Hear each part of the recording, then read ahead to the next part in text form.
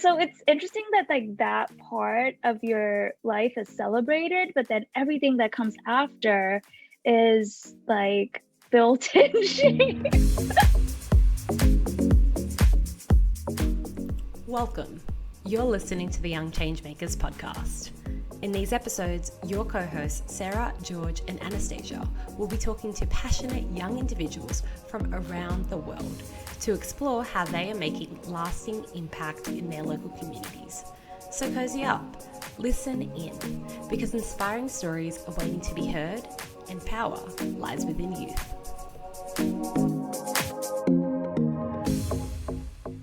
Hello everyone, hope you are safe, happy, well. Anastasia here for the second episode of season 3. What a milestone.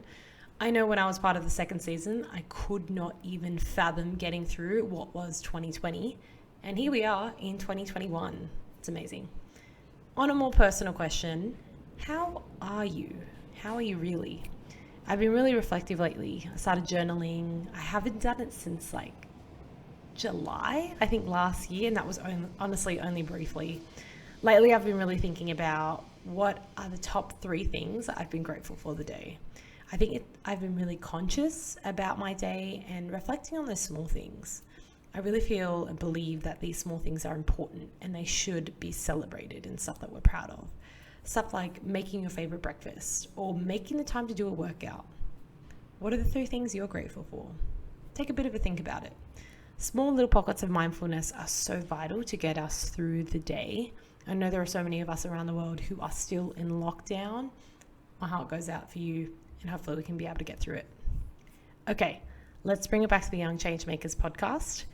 For this episode, it is a topic very close to my heart on menstruation, sexual and reproductive health. I sit down, virtually of course, with the amazing Vinuri and Madalena to talk on personal and technical level of what menstruation is and how important sexual health and consent is actually in our worlds.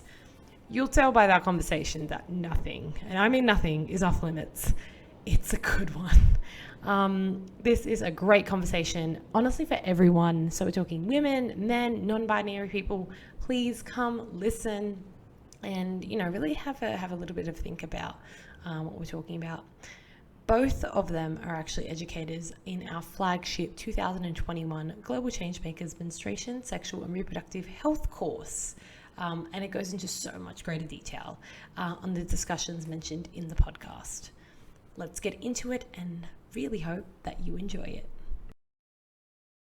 Okay, hello, ladies. Thank you so much for making the time to come onto the podcast. We are all so happy to have you on board, especially for us talking about the discussion of, menstruation, on sexual and health and all that kind of stuff. Maybe we'll get started of introducing you both. Maybe Madalena can go first. Yeah. So I would like to say hello to everyone that is listening to us. It is really great to have the opportunity to chat with these 2 amazing ladies and about a topic that the 3 of us really care about. So as Anastasia just said, my name is Madalena. I'm 23 years old and I'm from Portugal. I'm a medical student. And this is my last year of medical school, and I thought that maybe I can start from here. So what motivated me to choose to study medicine at first? I think it was the passion for understanding how does our body work, and with that kind of knowledge to be able to improve in some way the quality of life of others. At the time it sounded kind of magical, and well, sometimes it still does, but yeah, I think it was that. And I'm also passionate about education, and I truly believe that we can only educate the population successfully when they have their basic needs guaranteed. So in other words, we can only learn if we are healthy enough for it. So when we are not hungry, when our body and our mind are healthy enough for it. So only with these conditions we can be able to focus and to learn. So this has been the main focus of the work that I've been doing, that is promoting health and health education, because they are both so connected. And inside of this infinite world that is health education, I can say that my favorite things maybe are mental health and sexual health. So really briefly, I also want to say that I had the chance to get involved in the Students Association at my university when I first entered. And there I found a place and a group of people that shared my passion for health education. And we had some projects in schools with children from 10 to 18 years old, where we got the chance to bring them some topics like sexuality, addictive behaviors, physical activity, mental health, etc., creating a safe space for them to learn and to ask questions. So in 2019, I participated in the Global Youth Summit with Anastasia, being now part of this huge family. And currently, I'm one of the teachers of the menstruation, sexual, and reproductive health course that motivated at first this conversation, and I'm really, really happy about it. Wow, thank you for that introduction, Madalena. I think our listeners are just like, oh my goodness, what an amazing woman. I mean, that's a hard act to follow. I love like some of the things that you'd mentioned in there around like, you know, the importance around community and how you found that within your community at university. I mean, like you had mentioned, we were at, you know, the Global Changemakers Summit, what a mouthful, Global Changemakers Summit back in 2019, and, you know, being able to connect with like-minded people there. And exactly that, what you mentioned, you know, the whole reason for our conversation today is really about, it came from the great course that yourself, Vinuri, and a couple of other people had, you know, created. So I'm very excited to jump into the chat today. Maybe Vinuri, if you could be able to jump in there, introduce yourself to, love to learn a little bit more about you. Yeah, so thank you so much for having me on today. This is honestly such a huge passion of mine, so I'm really, really excited to continue this conversation after kind of doing that through the menstruation, sexual, and reproductive health course. So my name is Vinuri. I was born and raised in Sri Lanka, and I moved to the US when I was 18 for college, and I've been here since then. I actually started BlurredLines, which is a campaign talking about consent and healthy relationships primarily, after I attended the Global Changemakers Summit in 2016.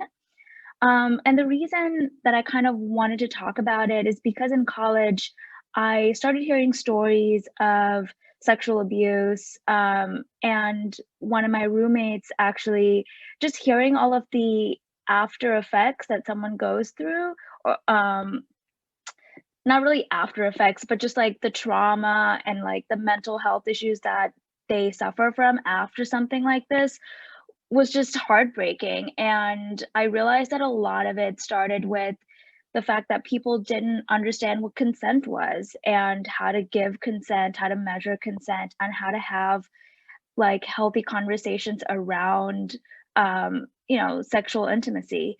So that's kind of what motivated me to start this.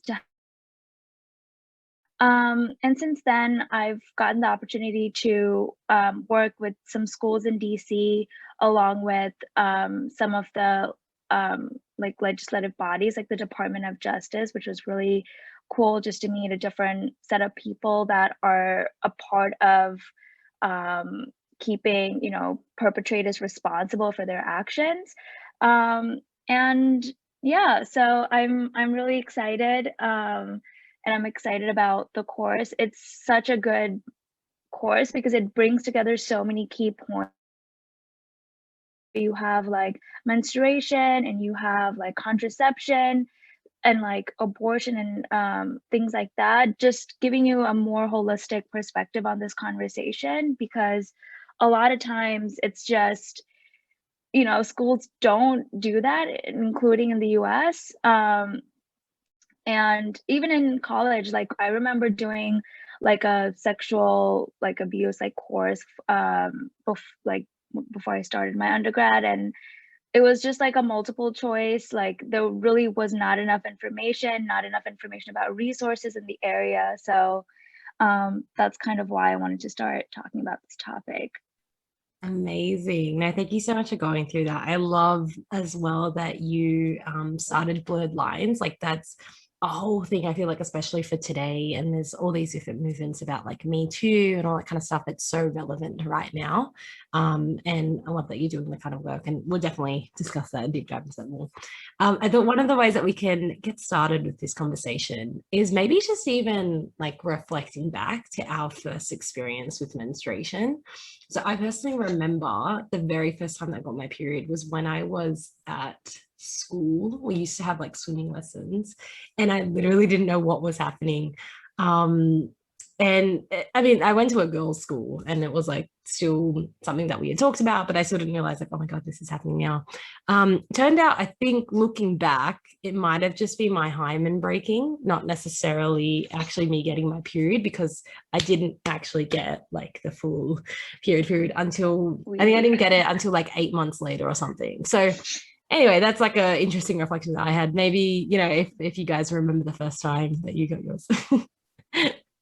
Yeah, I think that's an amazing question. Sorry, Vinuri. That's an amazing question for us to talk about our personal journey. So I remember that I had my period for the first time at 13. But I think it wasn't a surprise for me. I was kind of expecting it because I have an older sister who had already been through that by that time. So I was kind of expecting it.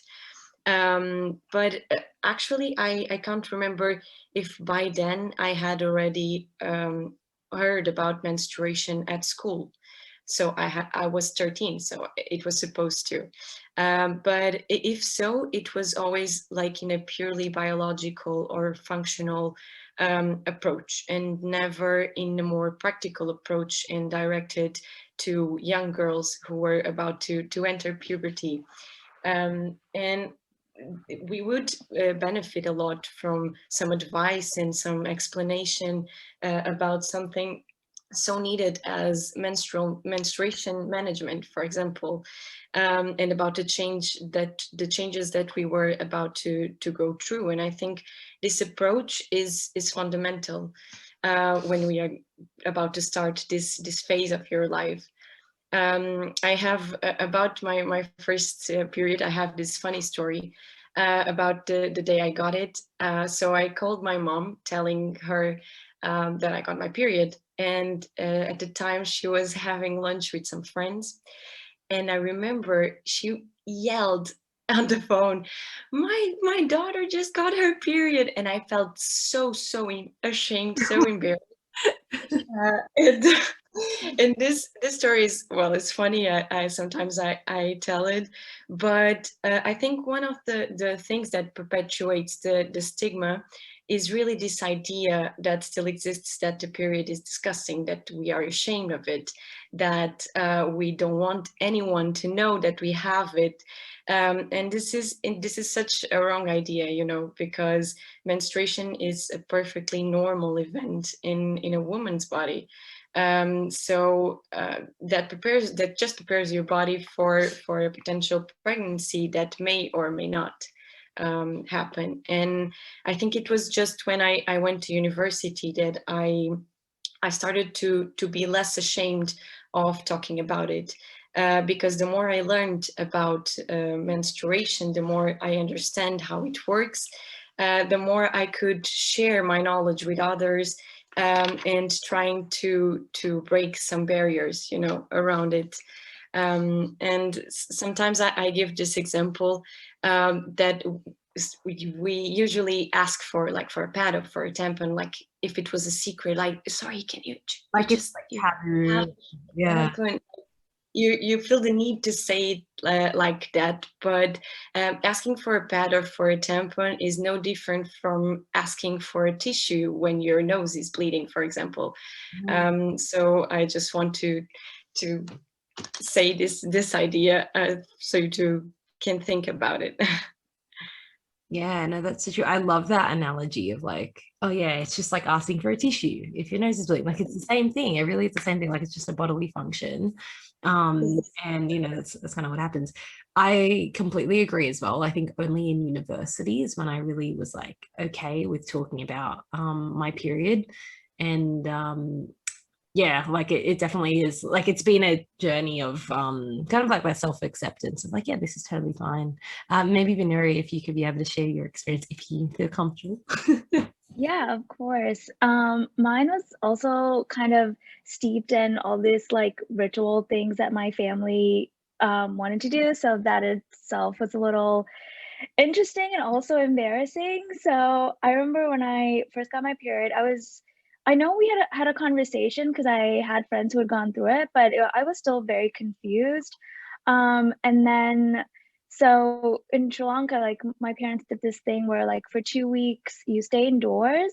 And mine was it's usually a week, but mine was 2 weeks because they had to find an auspicious time to have this like little ceremony. Um, and so I had to stay indoors for 2 weeks. And like they tried to limit certain foods that I ate, and apparently that's supposed to help with like cramps and things like that going forward. All of the clothes that I was wearing on the day that I got my period had to be given away to this lady who kind of did the ritual. And then like they had kind of like a ceremony um after after the 2 weeks was over, and then I got a bunch of jewelry and stuff, which I guess was kind of fun. But it was just it was weird. And like my mom said, like in some homes, like the girls can't see any males for that time that they're indoors. With mine, like I still saw my brother and my dad. It wasn't a big deal, but it was still kind of, I didn't really understand the entire point of it.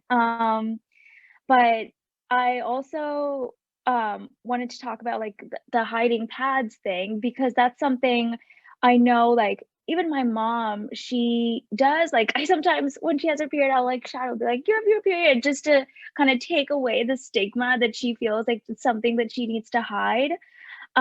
Because like even when you go to the grocery store or to like buy pads, or even just asking someone else to buy it for you, like I remember for a long time like asking my brother or my dad to do it, like she was very uncomfortable with it, and I was like, but why? Like it's not, it's not something that you need to be uncomfortable about. And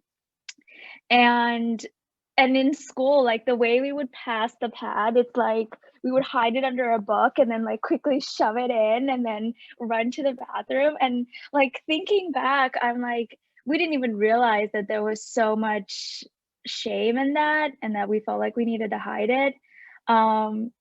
But no, I absolutely echo that. It's a bodily function. And and I was going to say something else, and you said, oh yeah, like when Madalena said that her mom kind of screamed like, oh, it was kind of like the same thing too. It's like we called it like becoming a big girl. And I guess that's the whole. So it's interesting that like that part of your life is celebrated, but then everything that comes after is like built in shame. um so yeah, that was my experience with it. Yeah, that is so true. I love how you put it as well. Like Madalena talking about it being like an analogy of like getting a tissue with the pad, and then you just giving that great little nugget of like, it's a moment that's celebrated of like you becoming a woman, but then suddenly it's all this shame that comes with it, and it's just ingrained. Like it's not even taught. It's just you happen just because you're like mimicking the behavior of everyone else around you. It reminds me as well, actually, I just remembered after I got it, and I remember coming home. So my mum is Indonesian, my dad is Serbian. So my mum's Indonesian, and she is like a tradition in Indonesian culture, similar, where like there'll be a ceremony and like cool food. So we had yellow rice and like cool chicken and all this like random stuff. And yeah, it's like it's a celebration, but then yeah, as soon as after, it's just like keep it on the down low, hush hush. So like Ramadan is coming up, for example. So I'm also Muslim, and even that time, like girls actually who are fasting don't need to, who have their period don't need to fast. So it's like even that is like, oh, don't tell them, like pretend you're fasting. It's like, no, like I'm allowed to eat as well, like it's my right. So it's just interesting the way that society kind of shapes the way that we internalize like all of this stuff, and it's like a normal thing that happens. So I love that we've all gone on this journey and coming out on the other side in a good way.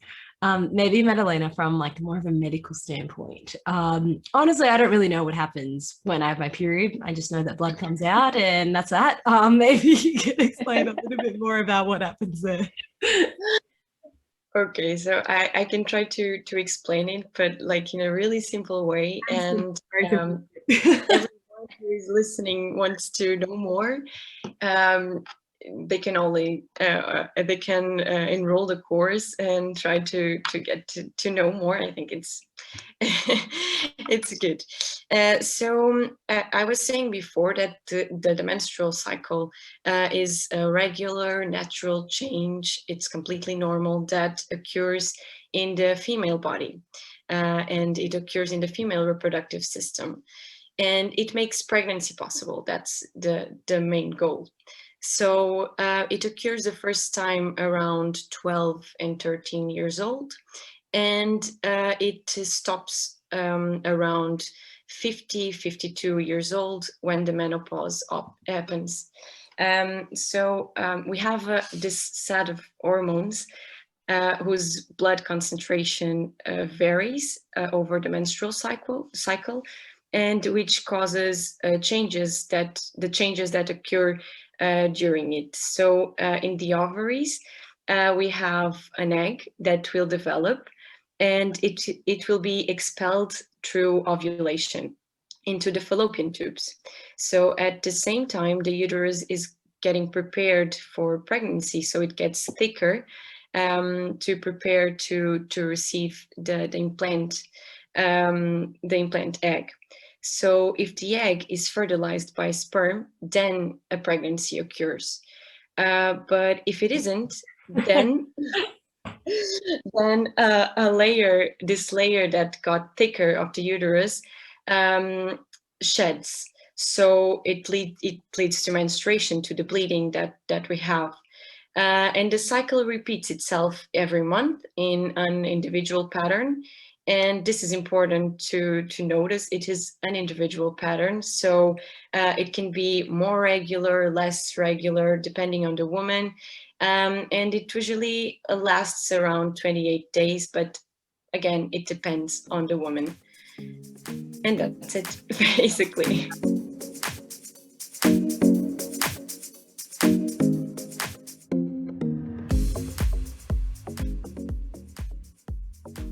Hi there, we hope you're enjoying this episode so far. There's a lot more that we can do. The Global Changemakers mission is to support youth to create positive change towards more inclusive, fair and sustainable communities. We do this by providing skills development, capacity building, mentoring and grants. Head to our website, globalchangemakers.net, to learn more. Now, on with the rest of the episode.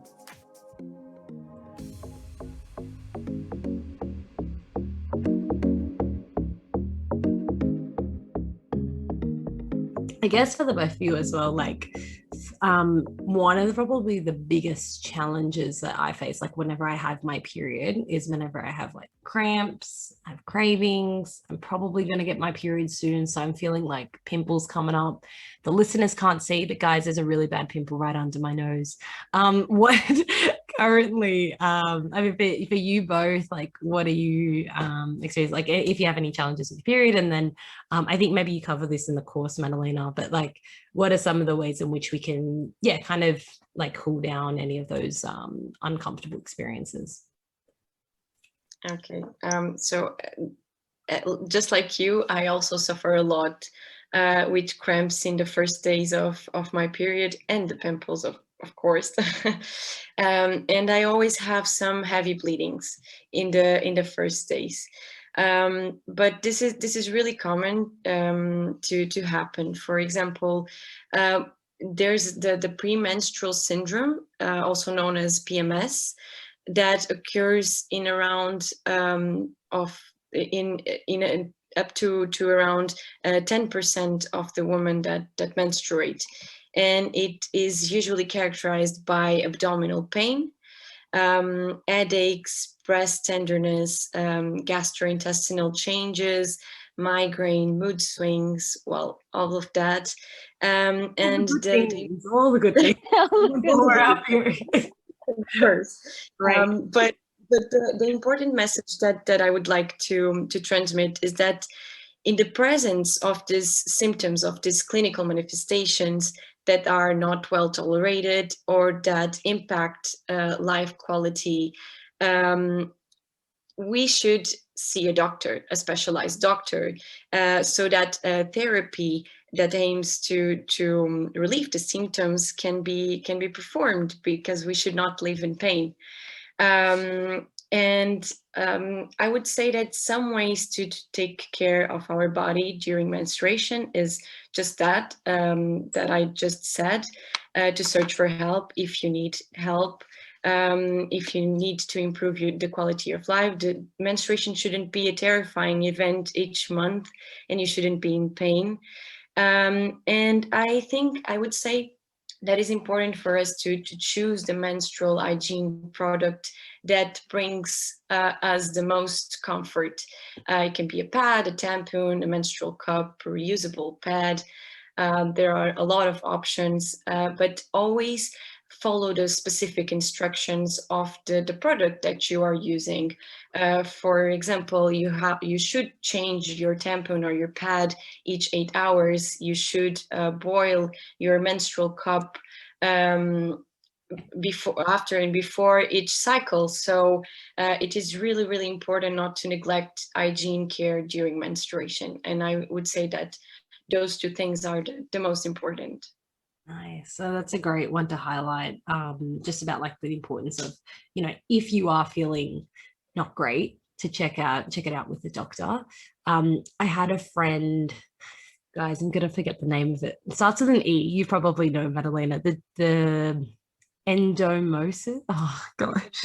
Yes, that's the one. Yeah. So she ended up having that. Like, she had really, really bad period pain and that kind of thing. So it's just interesting how, like, you kind of just deal with it, and as a woman you just kind of think, okay, I just need to suck it up, this is a typical thing, but actually it's, if there's something wrong, there is probably normalize it. Yeah, right. Exactly. Yeah, it's my period, so I usually have this pain, so well, but it shouldn't be like that. Exactly. Maybe Vinuri, if you could be able to share like any of your experiences of your period and how you personally like try to overcome. Yeah, absolutely. So mine usually, it lasts about 7 days, 6 to 7 days, and like the first 2 days were but honestly, like, my pain, it's never been to the point where it's gotten really bad. It's mostly just cramps. I'll break out a little bit. I'll be annoyed at people just because I'm in pain, and I especially when I have stuff to do and I can't just like lie in bed or just sit down for a couple hours. And I just wanted to talk a little bit about, because you, Madalena, you mentioned different ways, people use tampons, people use pads, menstrual cups. And I think, like, growing up, I know for me, like, pads was what I was told to use. Like, tampons was a big no because it's inserted inside. And coming from the culture that I came from, like, that was seen as, like, your hymen can break or something. And it was like, oh no, like, something's going inside, bad, should only use pads. And I feel like that's a common conversation that, especially in certain communities, that they have, and it's important. To this day, like, I've used a tampon, but I still resort to pads just because now it's gotten to the point where that's familiar. But I've had so many friends saying that, finally they they decided to use a tampon, and it's so much more comfortable for them. And you know, they were almost kind of like forced to pick this other alternative that just because of this misunderstanding of, you know, your hymen breaking or this kind of ridiculous idea. So it's really important that you know, take the time to kind of research a little bit about the different options and using one that's most comfortable for you, and you know, doesn't add any more of all of the stuff that you're going through, and just eases it as much as possible. Yeah, 100% agree. Like, in terms of like the different like ways that you can be hygienic with your period, it's crazy how from when we're younger that only using pads is like the way to go, and that's really all you know. And you know, okay, tampons exist, but I'm not going to go down that route. So I started using actually a cup like last 2 years ago. That, like, being honest with you guys, like sometimes I'm using it, sometimes I'm not. There's a little bit of to use it because you need to make sure that you've got like a bathroom to clean it and that kind of thing. But I still remember the first conversation I had with my mum when I was talking about it, and she was just like, whoa, whoa, whoa, whoa, exactly what you were saying. It's inserting. What the heck is going on? Why are you putting something up there?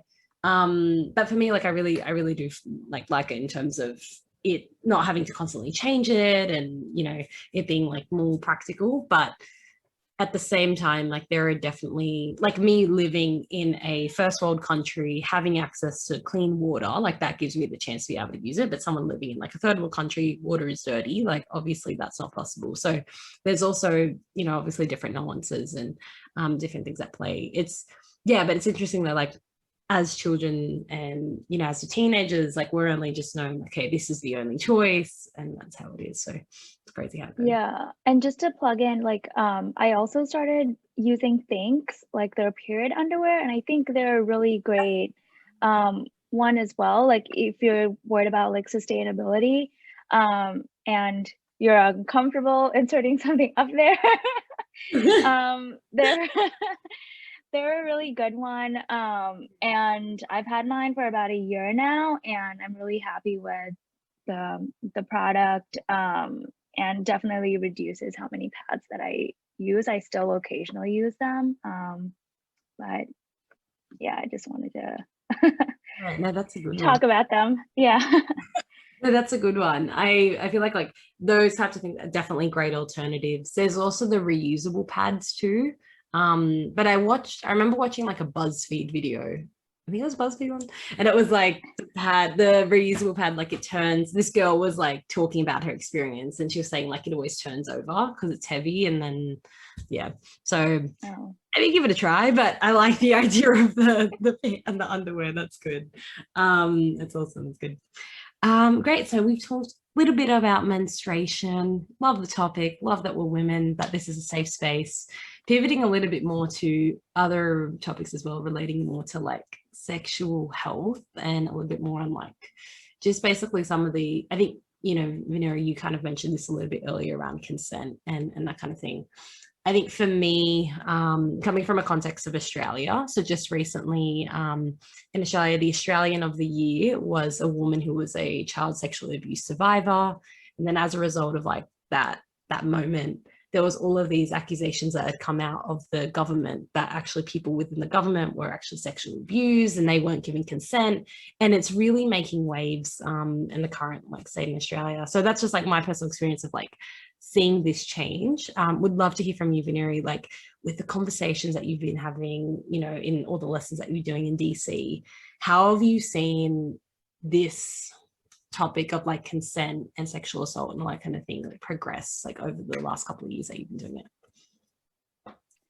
Yeah, I think really after the Harvey Weinstein point, there was a change in talking about these issues, because you had big celebrities kind of making it known what happened to them. And also it kind of broke down this idea that like it can happen to anyone. It really truly can. And I think that's kind of where it started. And then there was the huge R. Kelly case. So I think more people I remember that one. Yeah, it was a big one. So I think more people are getting an idea of what sexual abuse is. They're starting to, like, the idea of consent is being talked about in mainstream media, which I think is a really good thing, and it's a step in the right direction. I think with that though, it's also teaching, like, people in their own relationships to have conversations about what they want, and also like having the confidence to be like, this is what I want, and being comfortable enough to have that conversation with your partner, someone you just met, whatever situation you want to proceed in. And I think that's kind of the next step in making sure that we're making consensual decisions. And I remember, like, distinctly, my undergrad year, I was coming back from the library. It was pretty late, and I was walking up the steps to my dorm, and there was a girl and a guy, and I noticed the girl was really drunk. And then the guy, he was probably as drunk also, but she was kind of like her dress was almost coming off, and he was helping her. But I also just got this vibe, like, maybe I should intervene. Um, and then I asked her, I went up to her, I was like, hey, like, are you okay? Like, I can come take you to your dorm. Because the guy was kind of trying to do that. But he kind of spoke for her. And then, I was just 18. I was young. So I was like, oh, okay. Like, I'm sure it's fine. And I walked away. But thinking back, that's like a scenario that really bothers me, because there's a very good chance that that kind of went the wrong way. So it's important to make sure that people also understand the situation that you're in. And I think that's where, when drugs and alcohol come into the place, it's really hard to know if consent is present and how to go about that. So that's really why I wanted to talk about consent, because it's a huge part of it's a huge decision that you make, and like, it's really important that you're always talking through it and you feel comfortable enough to have that conversation. Yeah, no, that's so, so, so true. Like, thank you for sharing that, Vinuri. I think it's interesting, right? Like, all the different moments in our life when we look back and we realize, oh, like, that's actually happening. I guess, like, obviously we can't regret what's happened in the past. It's happened. But I guess, like, when you look forward to the future, you're like, okay, yeah, like, this is what I know I can do now if I were in the exact same scenario again. So, I mean, it's great that you've been able to recognize that and, be conscious of what had happened then. I love as well that you had mentioned about, like, just how, I guess, the name of your organization, just how blurred this can be in terms of like, consent, and how it's important to make sure, like, that's definitely provided and given in any scenario. I guess, Madalena, like, maybe you can jump in here, and would love to understand, like, in Portugal, are you seeing like a similar movement that's happening over the last couple of years? Yeah, I think we are seeing this movement happening all around the world. Yeah. In the past few years. I think something that is still a big fight here in Portugal is gender-based violence. Each year we have about 40, I don't want to say it wrong, but like 40 women that are dead and killed by their partner. So this is really, really shocking in nowadays still, because each year is the same thing, and it seems that we can't do anything to stop it. But well, there are some things that we can do. And I think the first step is what Vinuri was just saying, that is just spreading this message that this is not right, So if you have a comprehensive sexual education, if you started in early ages, maybe you can prevent this in the future. And I think this is something that is starting to happen now in Portugal, and that we are starting to see more, like raising awareness campaigns and all of that. Hi. So that's so good to hear. And I mean, you're right, like, this is really a worldwide movement.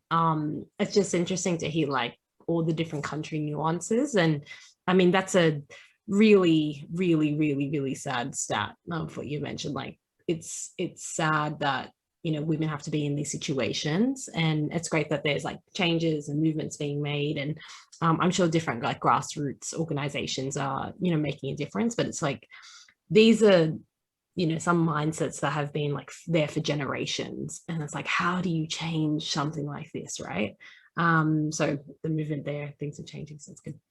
Maybe Yeah, and just to, oh, sorry. I was also just gonna bring up like how things are portrayed in media and even at a young age. And I bring this up because so iCarly was like a Nickelodeon show in the US. best show ever. I And love what's her name? Brenda Cosgrove. Love yes. her. And it's they put it, the Netflix has it on now. Like recently they started showing it on Netflix. So I've been rewatching it. And there's this one character in there. His name's Neville. And he Like, basically wants, like, yeah, he basically, sorry, well, go ahead.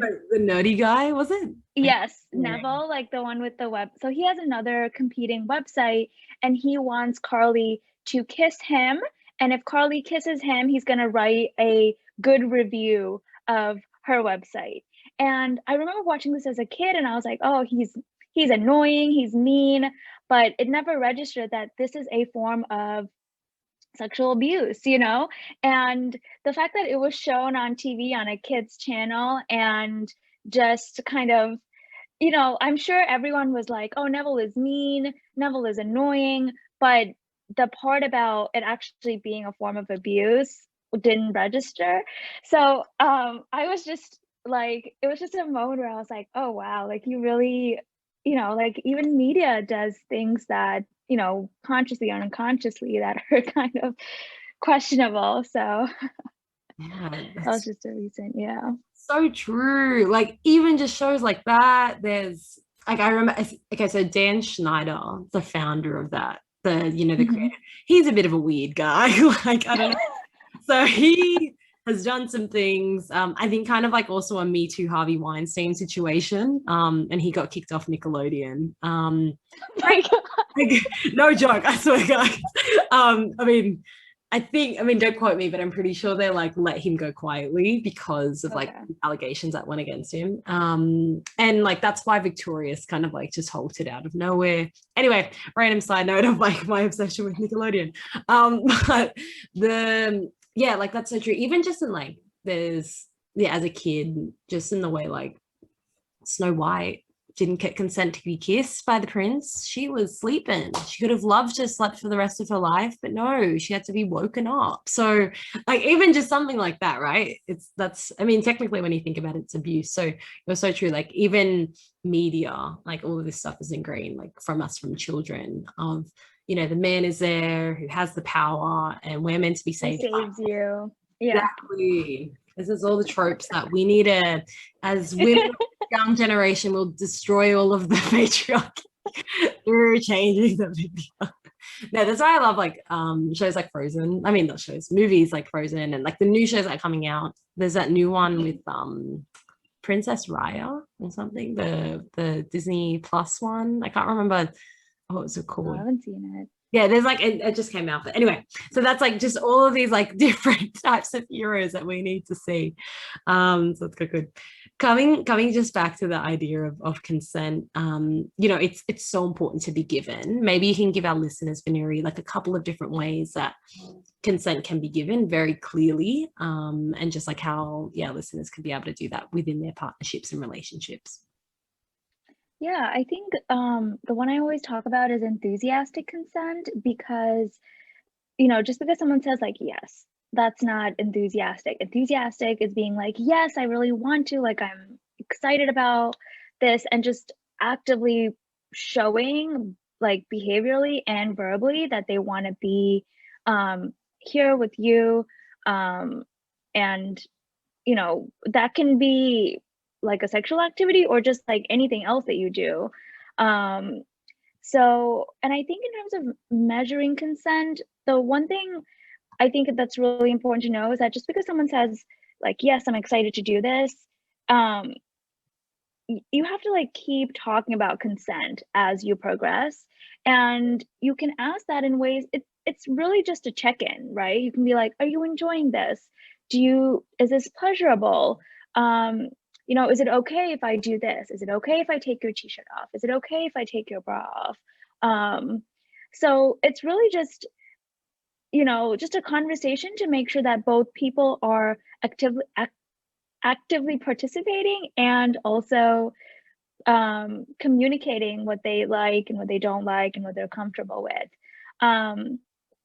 So like it goes hand in hand, and also like encouraging people to be comfortable in what they want and allow them to explore their own bodies and finding that comfort level.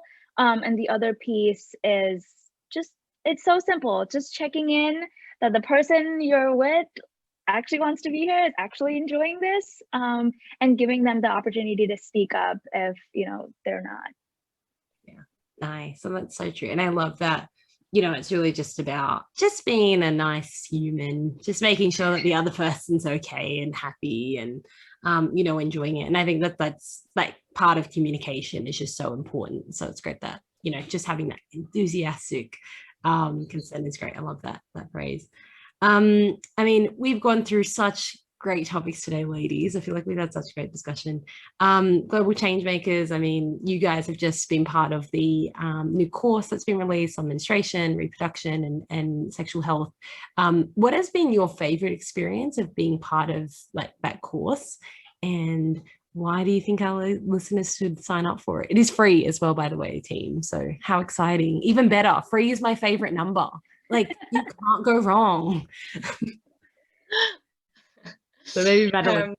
So I can start. I have to say that the best part is really building this together with 11 incredible women.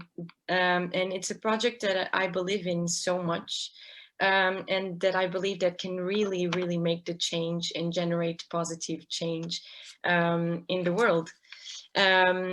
It's going to break taboos for sure. And I think we can take big steps towards gender equality. And with this, promoting global well-being and promoting health.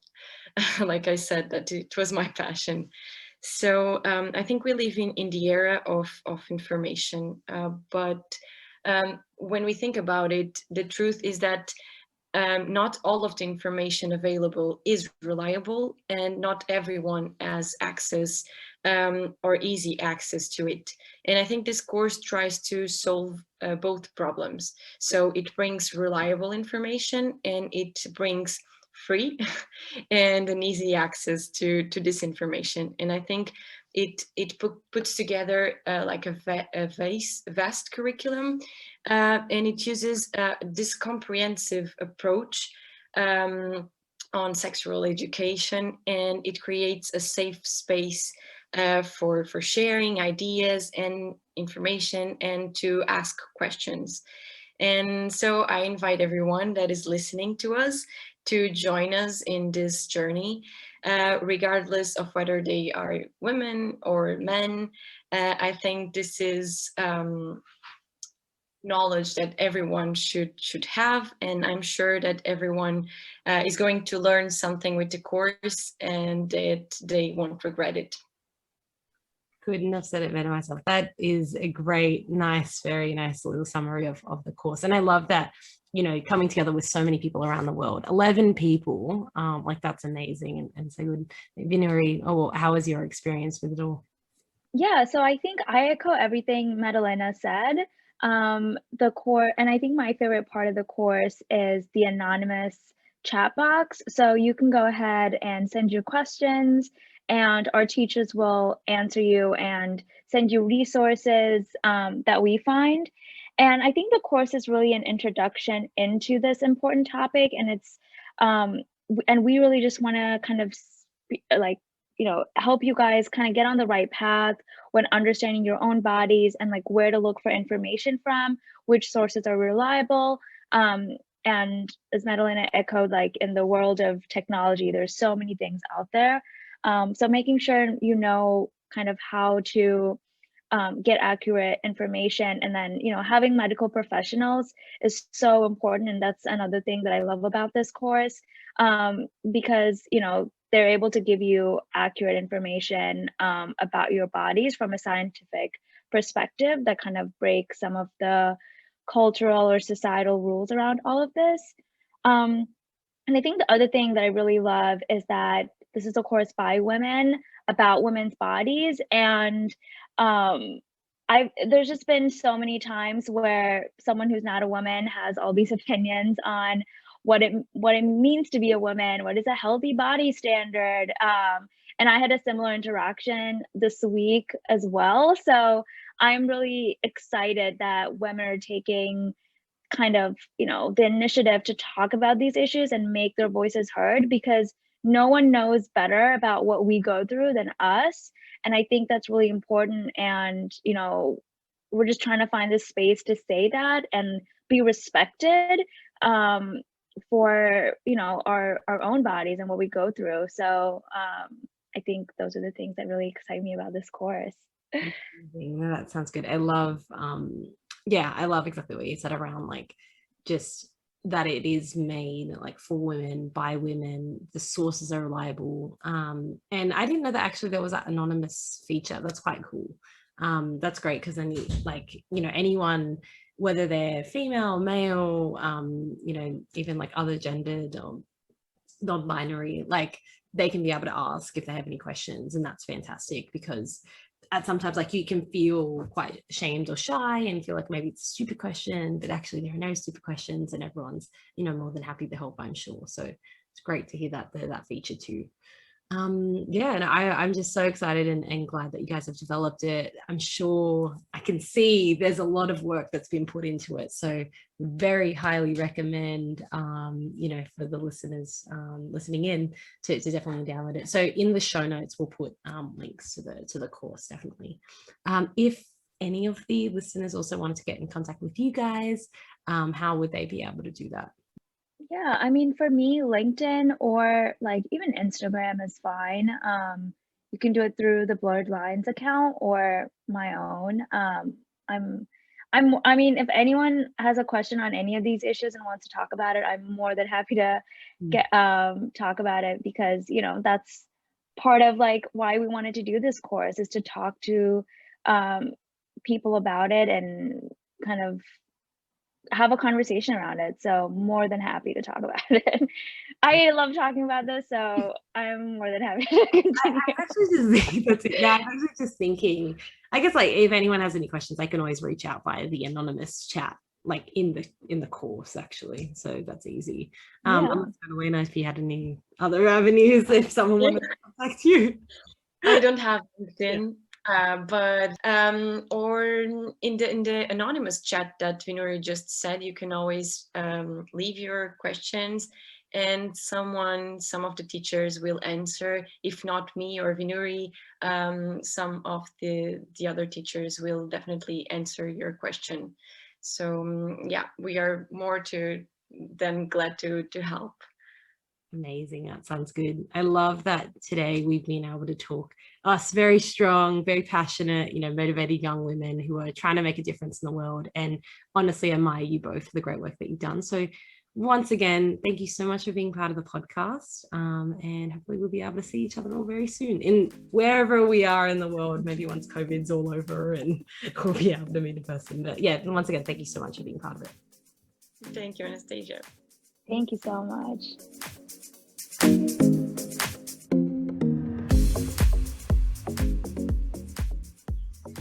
Hey, thank you so much for listening to this episode. Remember to help us create a greater impact by sharing this and encouraging everyone on your social media to take a listen. If you want to reach out, you can contact the hosts via podcast@global-changemakers.net, or feel free to message us on Instagram @globalchangemakers and Twitter @wearegcm. We'll be very happy to talk to you and answer any questions. Remember to follow us and subscribe to this podcast. See you in the next episode. Take care.